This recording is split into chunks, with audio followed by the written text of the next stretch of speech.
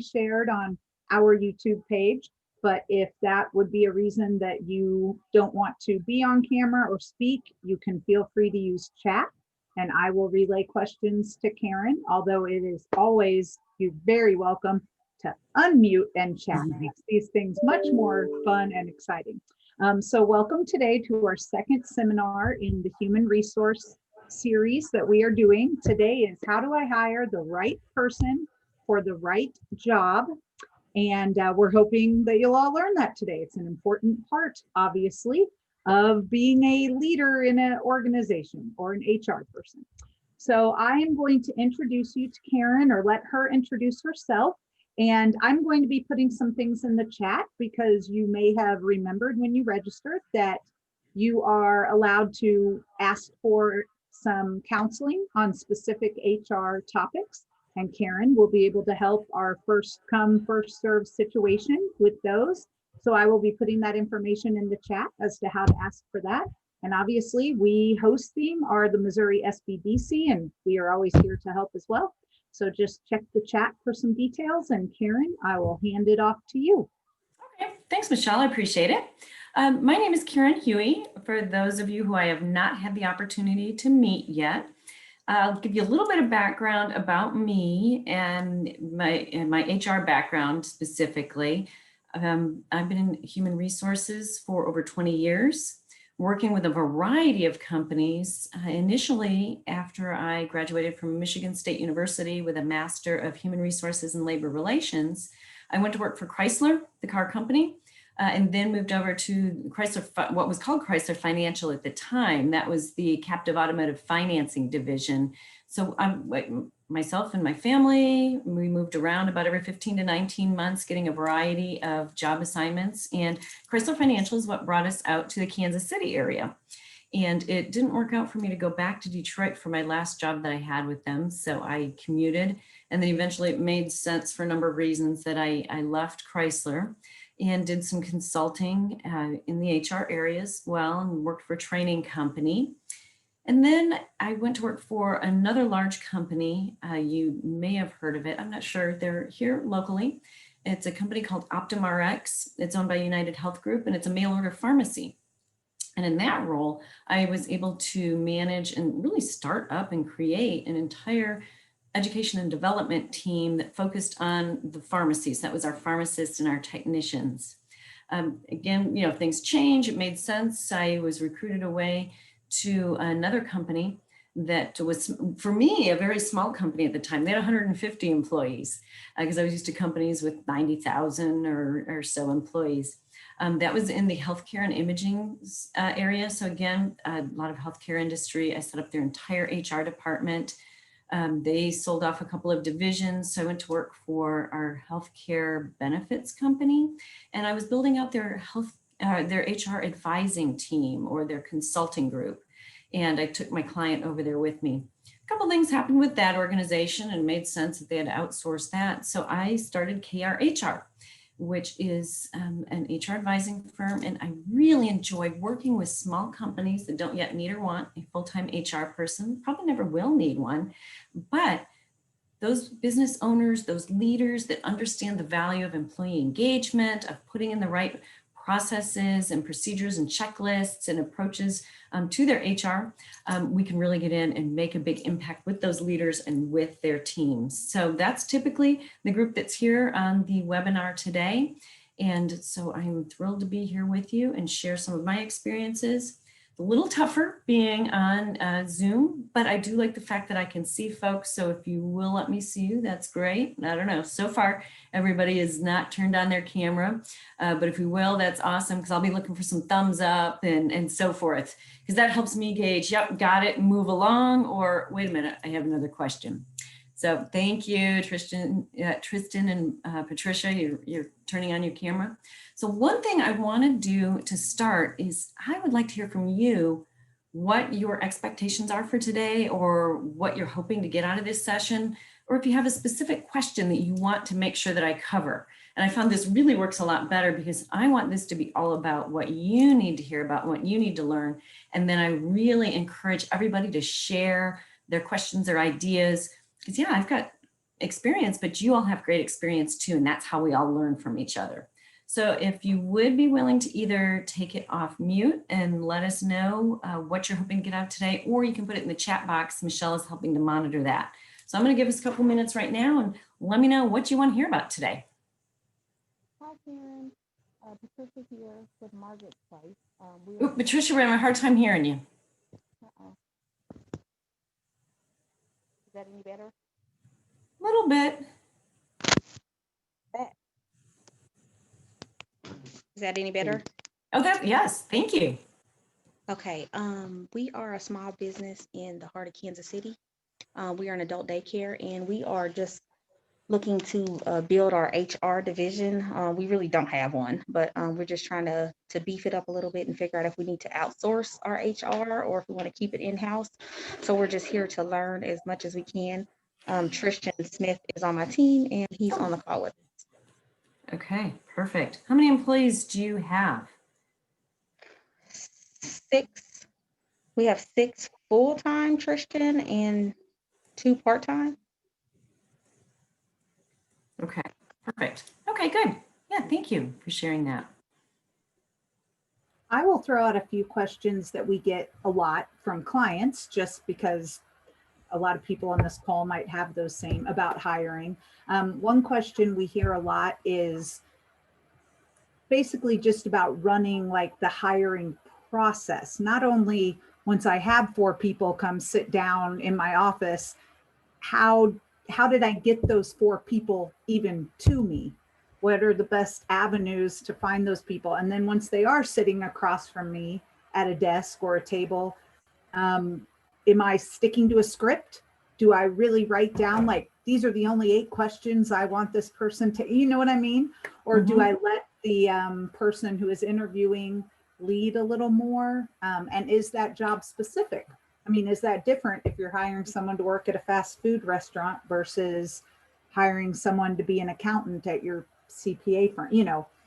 So we hear that a lot about whether there should be a script that you follow specifically. And then, you know, you'll get into obviously finding the right person, but they have trouble knowing how to even start that search, I guess, is a question we got. Perfect. Yep, we're going to cover that as well as what we do as we're trying to get them there and the interview process and interview guides that talks about the script and everything. So yeah, perfect. Perfect. All right. Does anybody have anything else? Hey, maybe one more thing, Karen. Michelle just got my brain moving. So I'm a CEO trying to get out of the business, and I've got employees that are used to coming to me for everything, but I now have a director in place for that.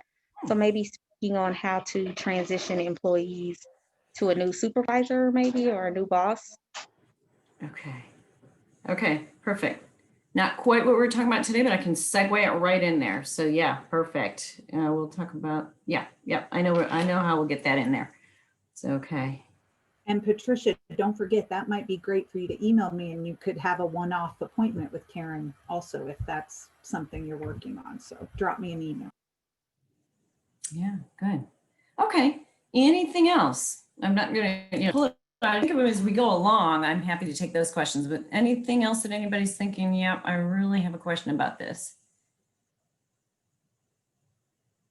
Okay. All right. We're going to go ahead and get started then. So I am going to share my desktop. Now here's my disclaimer to everybody. The way my docking station and laptop and 2 screens are set up. Sorry, I stuck my hand right in front of my face. We've tried this and it is not going to let me put the PowerPoint deck into presentation mode. It is not going to happen. And my IT guy has looked at it. I looked at it since last week. So you're going to get to see over on the left a little bit of scrolling of the other PowerPoint slides coming up, but it'll be pretty big. And it seems to work out okay for folks. So sorry about that setup being the way it is, but we'll make it work. Sound okay? All right, thank you. Appreciate the thumbs up. Okay, can you see the PowerPoint deck? Perfect. Okay, thank you. All right, and between Michelle and myself and a little scrolling through, I'll be asking some questions. So if you can give me those thumbs up and so forth, that is really helpful as well. So we're going to take a dive into how do I hire the right person for the right job? And I've got 7 steps to hire and retain your next great team member. And we're also going to include in how we get those team members, new ones and current ones, to start going to other folks, not necessarily to Patricia for everything, even though they're used to doing that. So, all right, but first we're gonna start out talking about some of the advantages of, we're gonna talk about having a standard hiring process. So we're talking about taking it soup to nuts from, boy, I think I might need somebody, or, you know, gosh, somebody left the company, they resigned, they retired, whatever the case may be. And there's a lot of advantage to this, to take them all the way through a consistent process. And one of them is it saves time. It saves you time. Who could use a little more time back in their day? Anybody? Never had anybody say, no, I can't use any more time in my day. And I'll explain how that's going to save you time. It's easy to use. Who needs more easy? You know, we need the easy button in HR and hiring and working with people, because we're going to have this consistent format. And so we know what we're doing each time with a little tweaking, and we'll talk about that. It adds credibility and engagement. So 2 things happen when, think about it this way, when you're looking to hire somebody and you're starting the process to attract candidates, and you're considering them and you're evaluating their background and would they potentially be a good fit for you, they're doing the same thing with your company. They're evaluating, is this company a good company? Do they have a good culture? Does their leadership seem to really have a plan, and are they organized? Is this a company that I want to work for? And by having a consistent interview process, that's going to start to demonstrate that, yes, this is a company that's organized, has that plan, and you know, this is where people want to come and work for us. It also reduces your financial risk, because having a hiring and avoiding some of those illegal questions that we can ask and having some inconsistencies. I have found when I start to work with clients and we're talking through what are the things we're putting in place, or in you know, Patricia and Tristan's case, where we're trying to put some more processes in place to insource, outsource HR, the hiring whole initiative is a place that companies can really get themselves into a risky situation, ask some illegal questions, do things that aren't illegal, and put themselves at risk for potentially discriminating against candidates that they're hiring. So putting all this together helps reduce a lot of that risk. So I think most people and your insurance carrier would be glad to know you're reducing your risk. So, all right, I'm gonna keep going. So we're gonna take a start because how many of you have job descriptions written up for your different positions that you have? Okay, I see some hands going up. That's awesome. Okay, thank you. All right, that's good. Because we want to start with that job description for a couple of reasons. I mentioned there's a number of reasons why you might have an open position.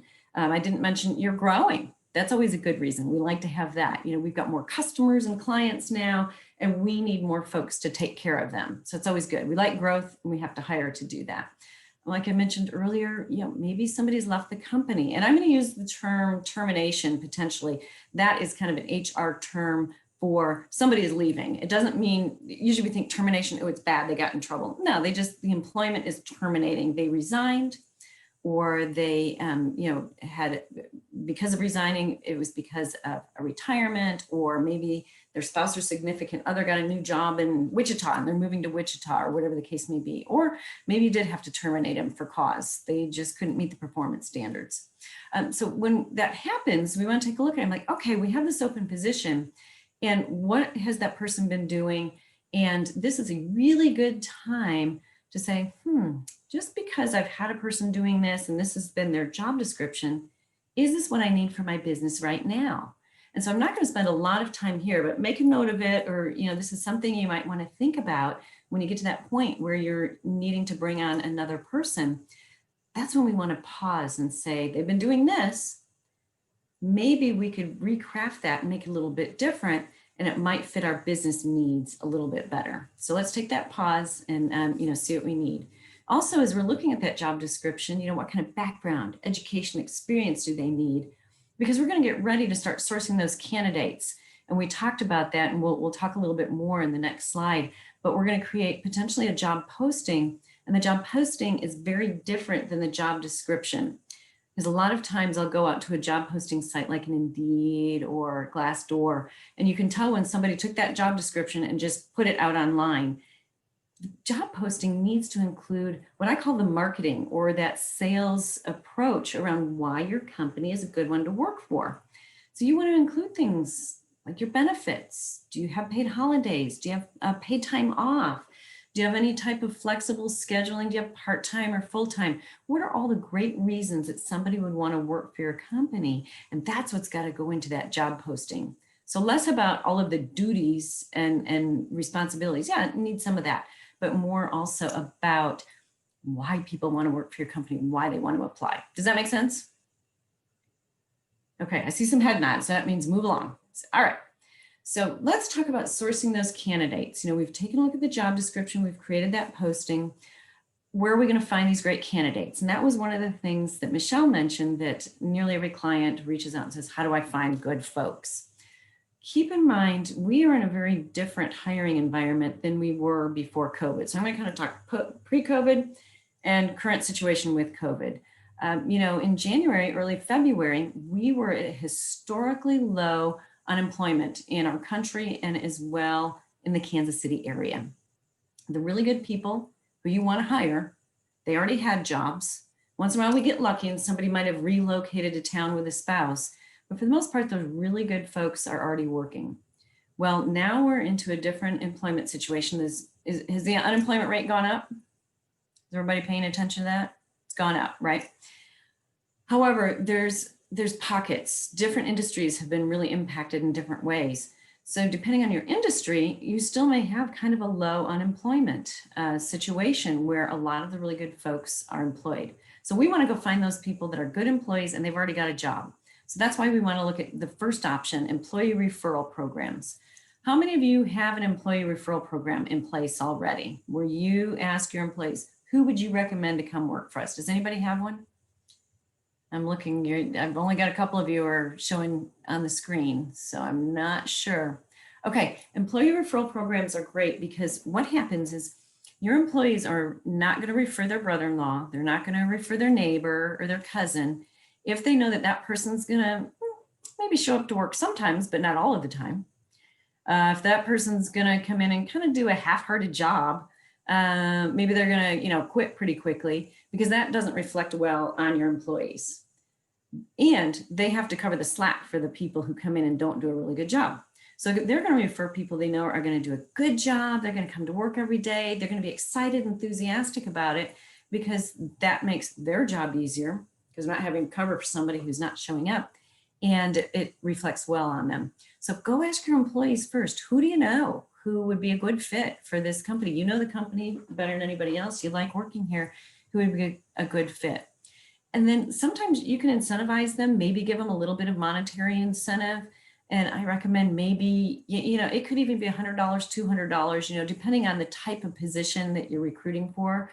If you're recruiting for a CFO and going to potentially pay them $120,000 a year, you might increase that referral bonus for them a little bit. If it's more of a minimum wage type of job, $15 an hour job, maybe it's $100, $200. Pay them something 90 day or either when they first hire in or no more than 90 days out, because you want people to be excited. They referred somebody, they got hired, and they see that benefit right away. But then don't pay them all of it until maybe they've been there for 6 months or so, or maybe a year. So if you want more information on that, we can talk about that further. But you want to make sure you're getting those employee referrals, best places to get them. Depending on your industry, number 2, let's look at trade associations.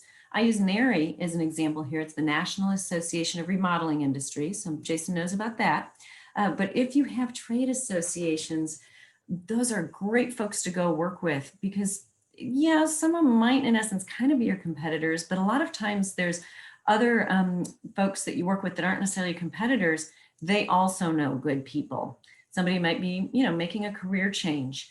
So ask them because they're, your trusted resources that you know from that association. And we've got your typical posting sites. Depending on the type of job, LinkedIn is really focused on professional development. They're really beefing up their recruiting aspect of it. People use that to network and to find other job opportunities. Again, depending on the type of job, more so than others, but it can be a really good site. Be careful on some of their job posting ideas. They can get kind of pricey with some of their programs, so you want to be kind of careful there. Indeed, Glassdoor, those are pretty typical sites. Sometimes Craigslist, depending on the type of position. And here's where I like to open it up. That's the other part of it that I put there under number 3. Do any of the rest of you have any success stories on how you've recruited people or places you've gone to find candidates? Anybody willing to share either in the chat or by taking it off mute and sharing?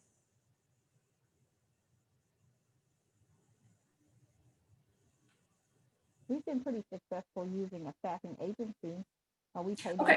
$100 per person that we hire and retain, and then they give us 30 days to try them out. And if we don't like them, then we can, I guess, return them and get another one, for lack of a better phrase. Okay, yeah, absolutely. So when you go into staffing agency is a great idea. Do you go into that with them knowing that you're pretty much moving them from a temp to permanent type of situation? So the specific agency we've used, they're a smaller business, so they kind of created, I guess, a new way to staff around us. So we don't hire them as a temp. We just retain them as they interview them, they background check them, then they send them to us to interview, and then hire them right on the spot, and we pay them directly as opposed to paying the staffing agency. And we just Okay. pay for retaining. Okay, that's awesome. That's great that they've done that. We need to take it offline because I need to know who that is because I might need to refer them to some of my other clients. So yeah, that's great. So I like that model that they send them over to you. I've had other clients that have used staffing agencies and, you know, pretty much they'll use them for a 30, 60 or 90-day time period. They're being paid through the staffing agency. So in essence, it's a little bit more expensive initially, because the staffing agency has to put a little bit of a markup on it. They need to make some money, but it really gives the company the opportunity to kind of try out the employee can try out the company too. But it's easier for the staffing agencies to find somebody who might be willing to do that when they know going into it that the company has every intention of hiring them permanently. This is just the route to get there. It's really, well, pre-COVID, it was very difficult to find somebody just to come in and work a temporary job because those good employees, they had a full-time job and they're not going to leave a full-time job to go, for a temporary job, really pretty much with no guarantee or pretty assured that they would be hired. A little bit different now. And again, depending on the industry. And so that's where I want to move into other number 4. Right now, because certain industries have been hit really hard by COVID, I'm going to use the example of travel and tourism. So anybody who's been working for hotel chains or hotel properties that really are dependent upon convention business, in Kansas City, we have a pretty good convention. Well, had a pretty good convention and tourism industry, bringing folks to town. That's not happening. So anybody, who's been working for some of the hotels, they're really good folks. That's not coming back anytime soon. So you might want to look at folks from that industry. Anybody, we don't have a large cruise line industry here, but anybody who might be working in that travel industry that focused in on any of those areas, from airlines to cruises and where that's just so limited what's happening right now. They've laid off a lot of good folks. And so you might want to target that. So, look at those different industries that have been hard. Restaurant industry, depending on the restaurant and what's happening, they may have had to lay off some folks too. So now you can get some really good employees who, through no fault of their own, they aren't employed right now. So take a look at that as well. And even if somebody doesn't really have the background, remember we talked about that job description, what's the experience?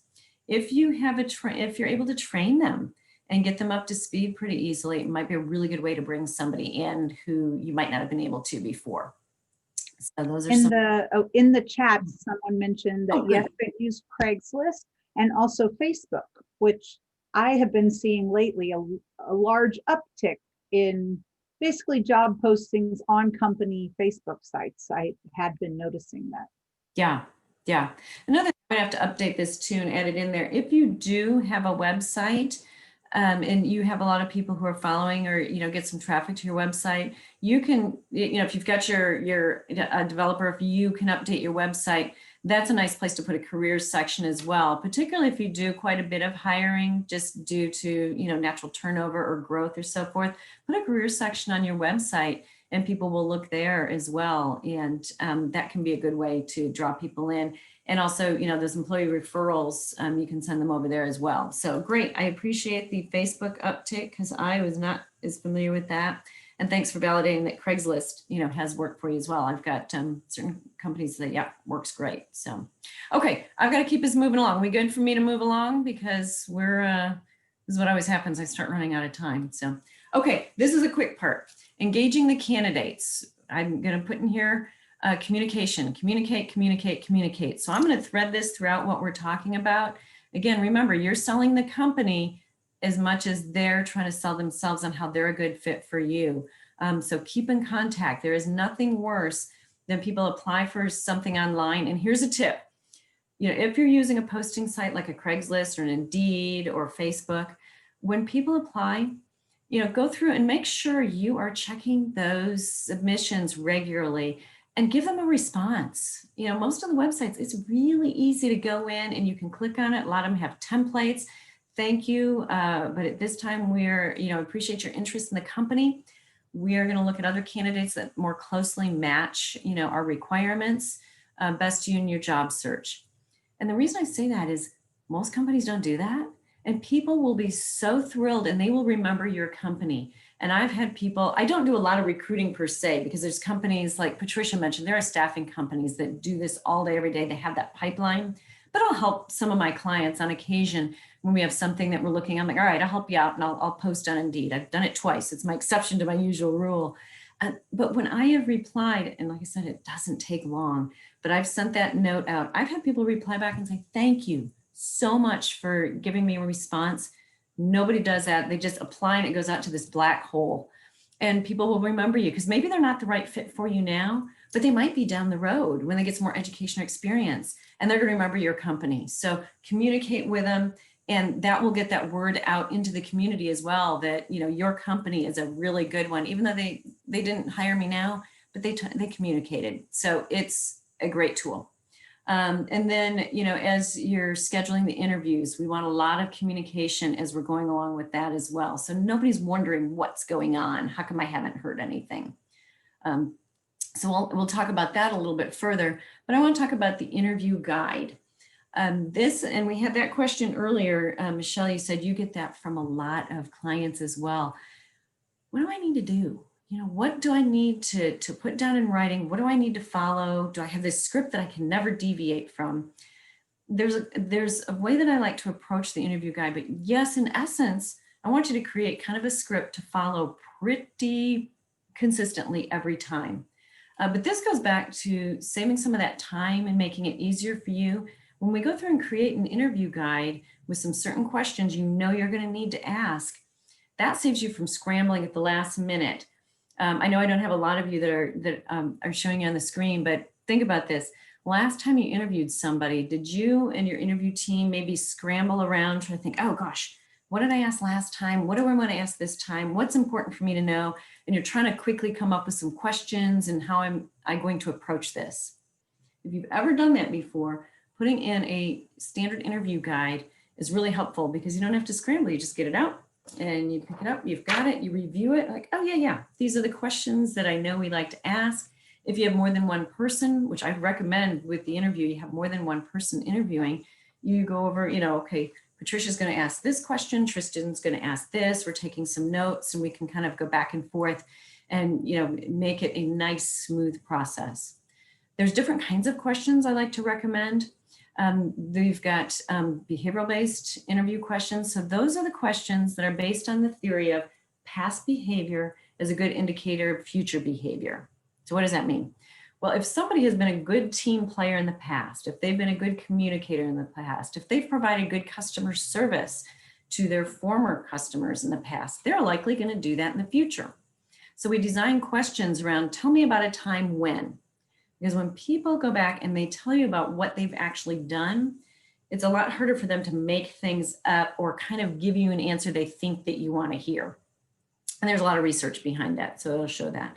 So most of my clients want to have good team players. Most people want to have team members, regardless of their role, that focus on good customer service.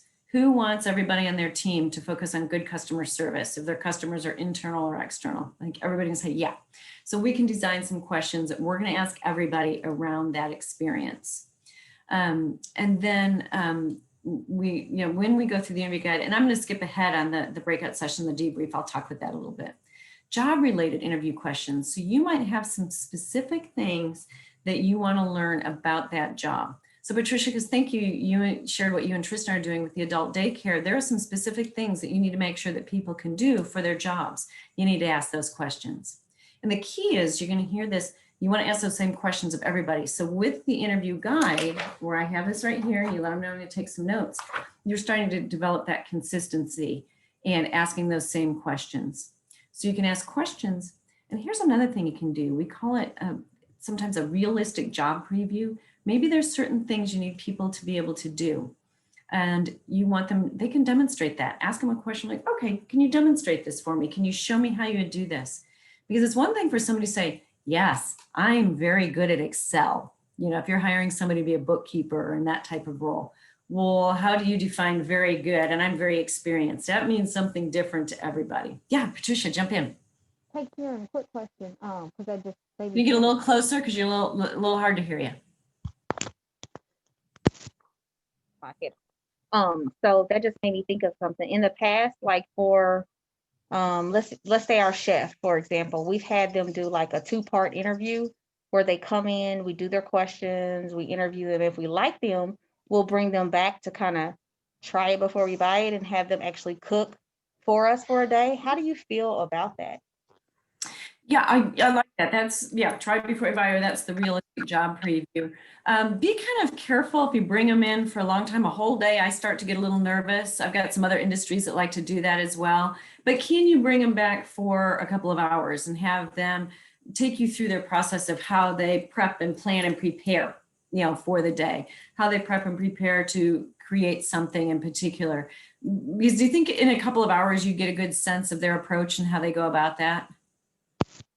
I was just wondering, because we've kind of just invented our own wheel. So I was just wondering from your professional perspective, how do you feel about, usually they're just there for a couple of hours, and we usually don't pay them. So I'm just wondering, like, what is your professional opinion on that? Yeah, that's the tricky part, because you're not paying them. That's fine. It's part of the interview process. But when we start getting into a whole day, that can start to get a little bit, maybe pushing the envelope a bit. Especially if you realize any type of slight benefit out of that. I would just try to shorten that down. And then with your interview guide, you have some specific things that you want them to do and demonstrate for you and take you through how you would do this and show me how you would set all that up. And then again, you're taking notes and you're evaluating that just like you do the questions that you ask them. But yeah, it's a great way to do that, because it's one thing to tell you, here's what I do. It's another thing to show it. And you can ask some questions as they go. And here's where your interview is going to vary, right? Because when people give you answers or they start demonstrating, obviously each person is a little bit different based on their experience, their approach, and so forth. And that's fine.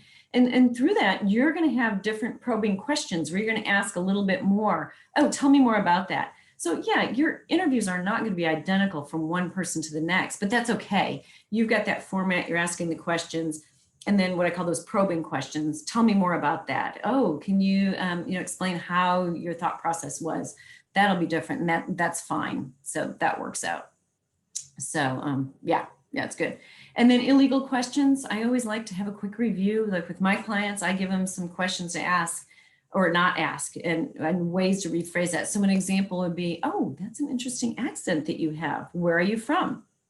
We can't ask that because that might imply a protected category. These illegal questions are all based around Title VII. So protected characteristics of a person that you can't discriminate. So based on their gender, based on their background in terms of, depending on the state, could be ancestry or just national origin. You can't discriminate based on their age. So I'm working with a client right now who's asking some questions around age. I said, you can ask if they're under 18, because if you hire somebody who's under 18, you do need to know that, because there's certain jobs that people under 18 can do and can't do, and times of day they can work. So you can ask them that. But if they're over 18, all you want to know is, are you over 18? Yes or no? And you don't need to know that they're 18, they're 36, or they're 70. Because once they get over the age of 40, there's some age discrimination. And what we're trying to avoid is having somebody come back later and say, oh, I think that Karen discriminated against me and didn't hire me during that job interview because she found out I was 52. And that's why she didn't hire me. It wasn't due to the fact that they didn't have the background, they didn't have the experience, they couldn't articulate their answers well. They could come back and allege one of those illegal reasons. So that's what we're trying to avoid, having them be able to do, having the standard format. Does that make sense? Okay, so I'm gonna move into a little bit more. So we're actually getting that process. So we've got the interview guide, and that's where I work with clients, and we create all those questions.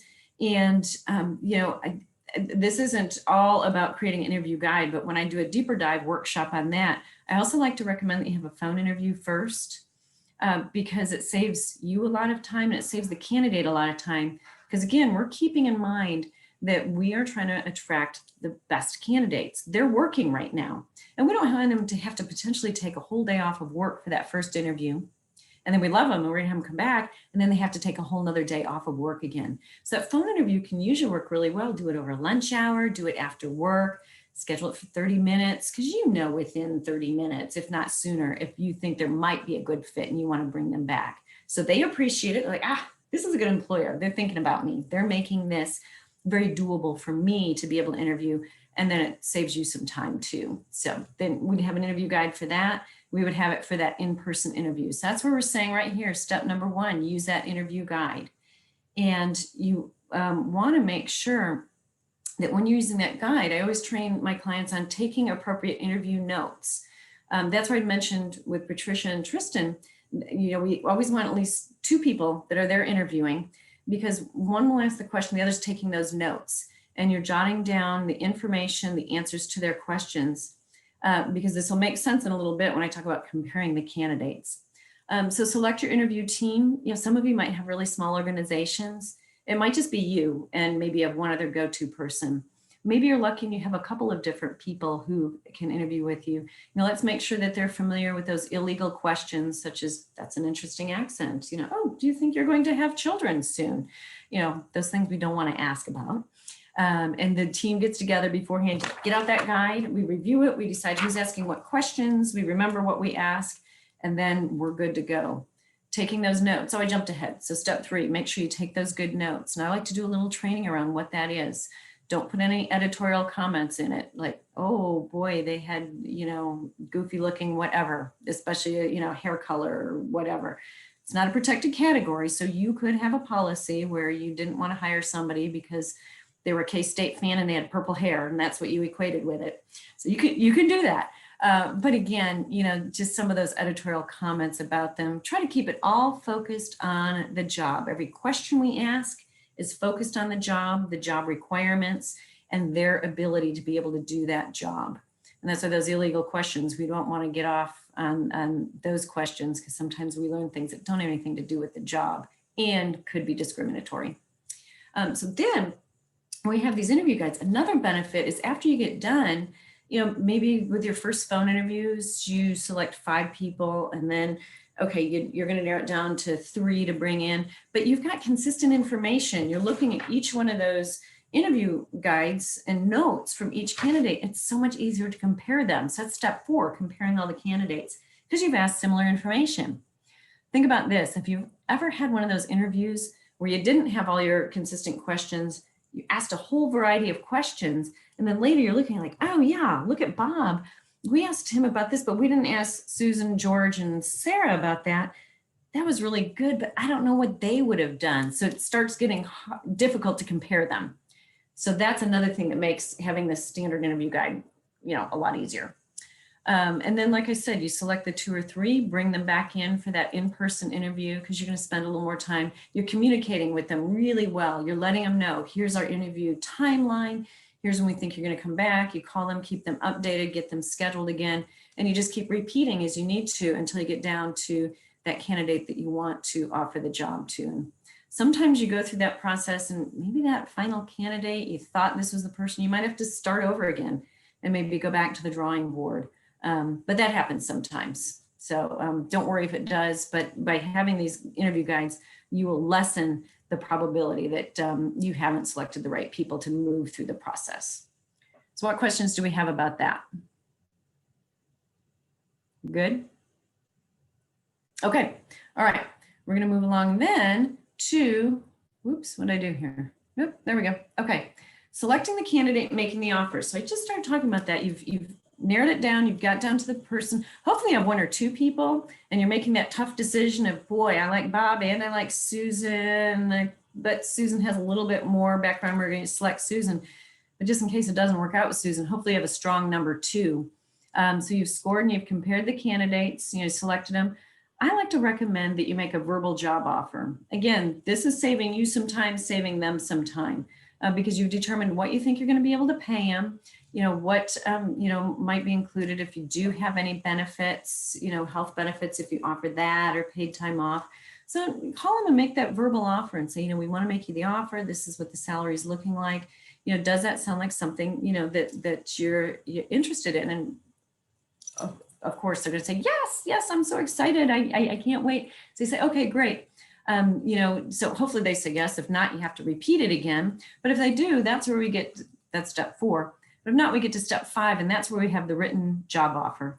And I really like to have the written job offers because we include a few things.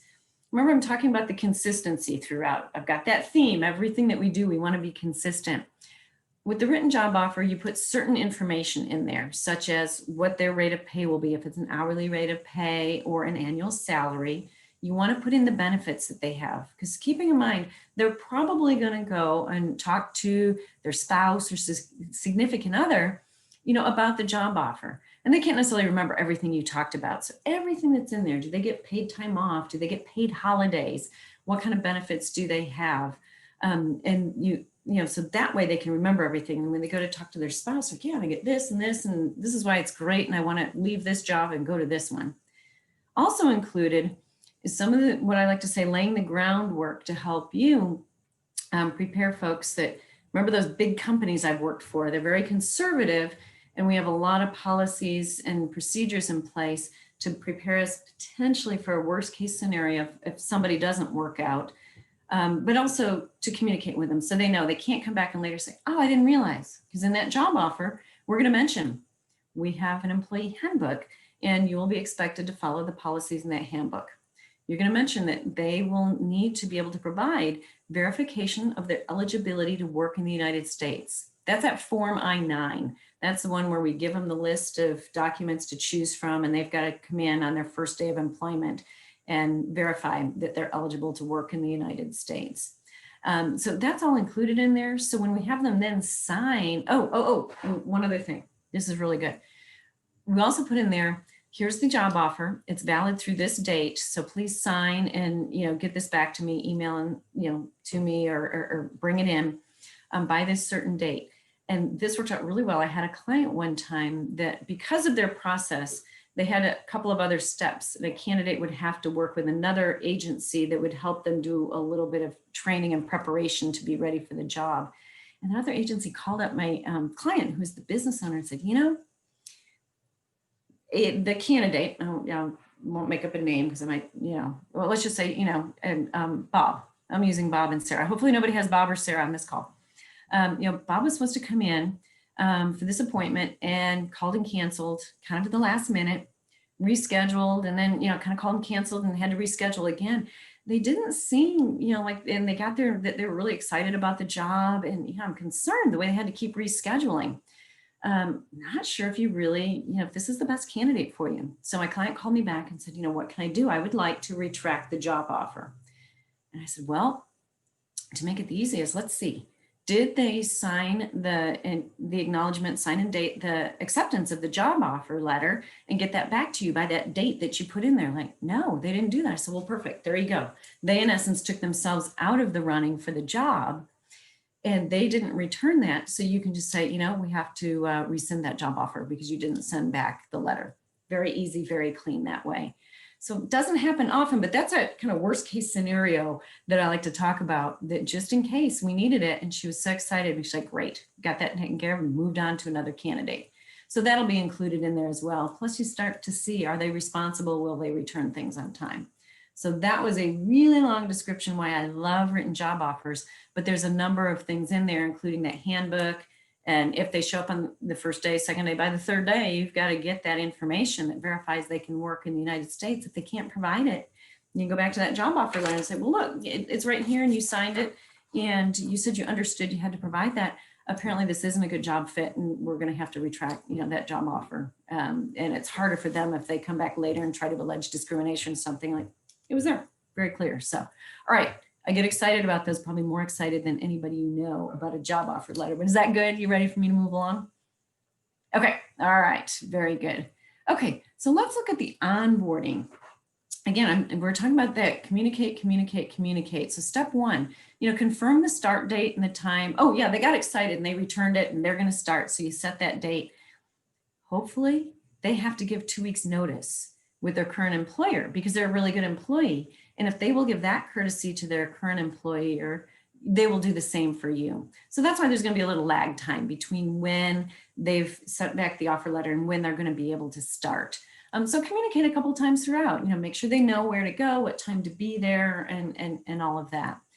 Gather the paperwork, and I always work with my clients. I like to have onboarding checklists, kind of like that interview guide. I don't want to have to remember everything I need. The state tax form, the federal tax form, the direct deposit form, the new employee information sheet, all those things that we need to have them fill out. I'll just get out my checklist and then I can go through it. Yep, got this, got this, got this.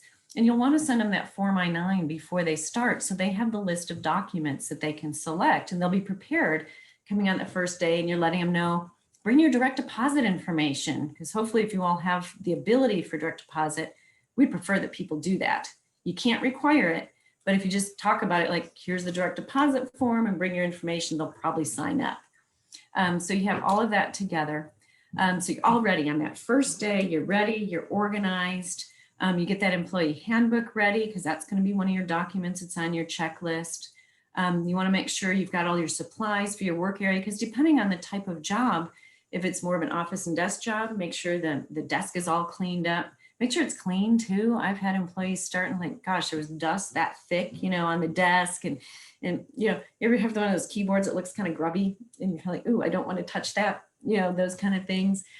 You just want to look like you were ready. If they needed Post-it notes, pens, whatever that might be, that you were prepared and ready and have this great work area.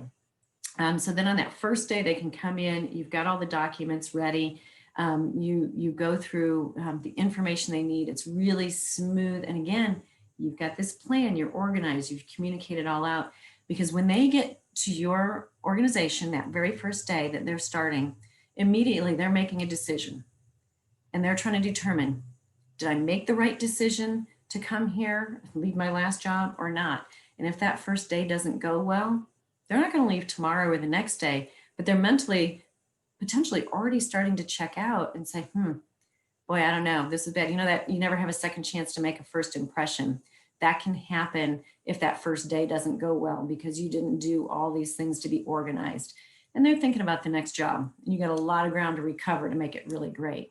And as you continue with that, as they continue to validate, their decision, we talk about number 5 over here in training. On that checklist, I always put in there, have the training set up so that you talk about that on that first day. Here's the training you're going to receive, and here's what it will look like. And I really like to do this, maybe have your first week, kind of the agenda, who they're going to talk to, who they're going to meet with, if they're going to do some on-the-job training with another employee, you have it all laid out. And they're like, oh, I made the right decision. They're organized, they communicated, they have a plan for me, they were ready for me. And it just really gets them off to that good start. And is more organized too. You're not figuring out what you're doing with them for the first couple days in that week. So that was a whole lot. Let me stop right there and see what questions you have about that. Or if anybody has any best practices of what you've done leading up to getting that employee there for the first day and starting that onboarding.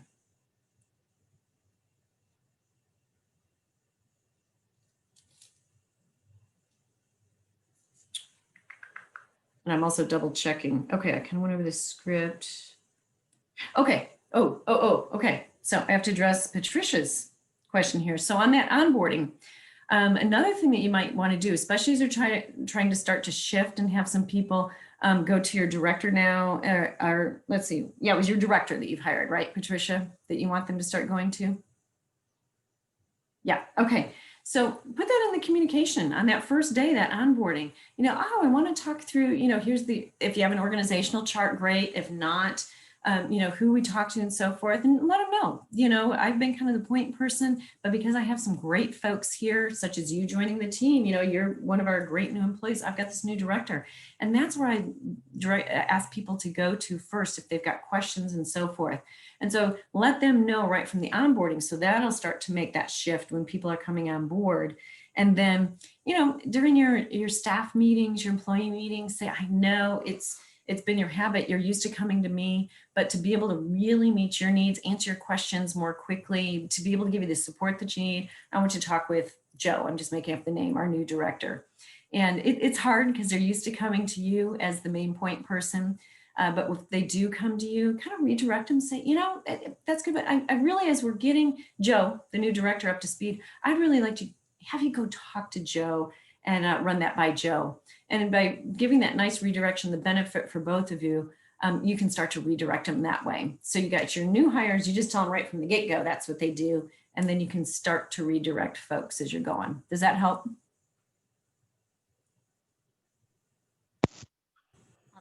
That's what we're doing, But that gave me confirmation that we're on the right path. Okay, perfect, good. All right, yeah. And don't get too upset with them when they come back to you because they're used to it. So like, I know you're used to coming to me. Can I send you on over there? And yeah. People like, oh yeah, that's right. So yeah, so they're good. So okay, all right. So this is always tricky with these kind of sessions. What I'm finding is some of these where we're all coming in from different organizations, a little harder to kind of get everybody going and together and asking some of the questions, but I would love to hear what other questions or what are the best practices. I'd love to hear some of your best practices as well, if anybody's willing to share that. well, I'll share, even though I'm not a client. I am in charge at our office at Missouri SBDC. I am the onboarding, coordinator. I guess I don't have a title for that, but it's one of those extra things that you just kind of picked up along the way, right? Right. When you put out your job duties, you say you do this, this, and this, and other things as needed. That Exactly. falls under the other things as needed. But I had done it once and realized I didn't do real great, the first time. I have created templates that I just use every time we hire someone new. And I actually schedule emails to go out to the new people once they've signed the letter and said, yes, I'm working for you. I schedule the emails all in one afternoon that are like a 2 week out, a 1 week out, a hey, we'll see you tomorrow email. I schedule them all so that they're not forgotten. Each one reattaches any documents that they were supposed to fill out. It reminds them of things to bring, your proof of residency, whatever you need, your proof of identification, blah, blah, blah, the direct deposit like you were talking about. And in the day before, that is when I actually give them, I guess we would call it an organizational chart, but I basically just list out all the people they're going to walk by in the hall tomorrow, because it is overwhelming. If you are coming in and, even like I know Patricia's business enough to know they're going to be walking by the residents that are there for the day, all the, the 7 staff members. I just kind of give like a first thing tomorrow, I'm going to point out these people to you, but here's a little blurb about each of them and what they do. So at the end of the day, hopefully you can connect faces with names, because when I started, I was super overwhelmed. So I try to remember. That's another hint I would say. Remember what it felt like the first day that you started or one of your employees. Ask those questions, because those are the things that might be getting left out of the process, So. Yeah, I love that scheduling emails idea. So I'm going to steal that one, Michelle. Thank you. I'm going to add it into it. And that reminded me, because there's so many things that we do. And so that reminded me, not only sending the new hire the org chart to let them know, here's some of the folks that you're going to see, so you can start to, make that association. make sure all of your team members, the folks that already work there, that they know that Joe is showing up tomorrow. There is nothing worse like, oh, who are you? What's going on? Especially the first person when they come in the door. Make sure everybody knows. And when you let them know, yeah, make sure when you see Joe when we're walking by, because typically we'll encourage on that checklist, the new hire checklist, you're gonna have a tour. People know, oh, hi, you must be Joe. Great to have you here. That really makes that welcoming first impression, not like, who are you? What's going on? What? Because that's happened before. I've been in organizations where it's happened to me, or I've seen it in other departments that I wasn't necessarily, organizing. And there is nothing worse than somebody shows up and nobody has any idea who they are or why they're there. So Yeah, that first mental time check. mistake. Yeah, that was me. The first time someone new came, no one even knew we'd hired anyone. And I was like, oops, missed a Yeah. step there. Okay, I do better now. Yeah. Well, Michelle, especially in your office, because you have all the different groups that are kind of in their own kind of suite or whatever you call it there. So yeah, but they're all heading down to the same common area in the bathroom and all that. They're going to pass them in the hallway. Who is this person? I need to And know who they are. post-COVID, that brings up a good point. For us that are working at home, I just found out our departments had 4 new hires, not mine specifically, Uh-huh. but within the Innovation Center. I have no idea who any of those 4 people are, Right. what they do. I don't know anything. So when we go back to the office, it's just going to be a guessing game, I guess. But Yeah, or hopefully somebody will send you out a little bio and a little introduction to who they are and what they're doing. And yeah, exactly. Yeah, good. Anything else question-wise? Okay. Patricia did want to know a little bit more about, HR insourcing or outsourcing. You're a small organization. If you can get away with it for now, which I think you can for a while, I would stick with outsourcing it because it'll be more cost effective for you. You'll typically still though have somebody who is within your organization that becomes your point person, because there's certain things you need somebody doing. In Michelle's example, who's going to take care of the onboarding that day? That, in those huge companies I used to work for, you had somebody who took care of that.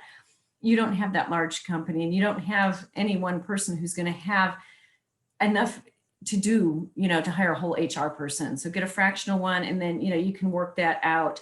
We get the advising, we help with the checklist, or like templates, like Michelle said, checklists, we call it, our processes, our approaches. And then what's that balance? How much do I need them to come in and do? How much can we train up and coach up our folks to do? Because all of my small businesses, to some degree or another, they're having their folks do a lot of that, because I could do it, but they're not going to want to pay me what they're going to pay me to come in to do some of those things. It just doesn't make sense. So we find that right balance. And sometimes it's a transition too, where you can start out and maybe you've got an HR advisor who's doing more of that until you get the routine and we get people trained and so forth. And then it evolves over time. I mean, if people do it, like I always try to do that. I don't want people to pay for more than what they should pay for and what's valuable. And so we'll make that transition and what makes sense for each company. Does that help? Okay. All right, good. Well, we are just about at the top of the hour. Michelle, put in the plug again to get some folks to sign up for the one-on-one HR consulting, because it doesn't cost you anything. You get a complimentary free hour thanks to taxpayers and the CARES Act and providing some federal funding to the Small Business Development Center over at UMKC to be able to get you some advising. So what the heck, all those questions you always wanted to ask, but you're not comfortable on a Zoom call with a whole bunch of people you don't know. right, and it can be anything HR. It doesn't have to be today's topic. So anything HR, it's basically 1 hour to get to pick Karen's brain and for her to help you lay out a plan for something, if that's what you're trying to do. And all you got to do is email me. I'm putting it in the chat again over here. Hey, Michelle, excuse me. Can I come on that one-on-one with my team, or is that literally a one-on-one? I think, Karen, are you okay with the team? Yeah. Bring the team. Yeah, the more the better, because they're going to have other ideas and perspectives. We're going to start some dialogue. And I love that, because then they're going to ask something like, oh, yeah, what about this? And it just will make the whole experience a richer experience, more beneficial. Bring them. Yeah. Awesome. Thank you. Tristan, can you shoot that email to to Michelle? Let's just get on it. I like that delegation of duties right here on the call. Very good. Yeah. Yeah, we will need to, were you done, Karen? I just don't want Zoom to kick us all out of this room. You know how timed Zoom meetings are. We're all learning so much about not being together. So We have one more class next week. Everyone who's here signed up for all 3 of them. So I hope we see you all next week also. And really email me. Let's get Karen some great fun appointments with our awesome client base that's on here. And you also know you can reach out to me anytime for any help of any kind. You've all either been assigned to a counselor or can be within our system. And that's what we do. We like helping. So please feel free. And I did send y'all a survey. Super helps me out if you just answer those like 5 questions, because that whole tax funding and CARES Act, they ask me if you liked us. So it's helpful when I can say yes and prove it. So I'm going to stop the recording right now.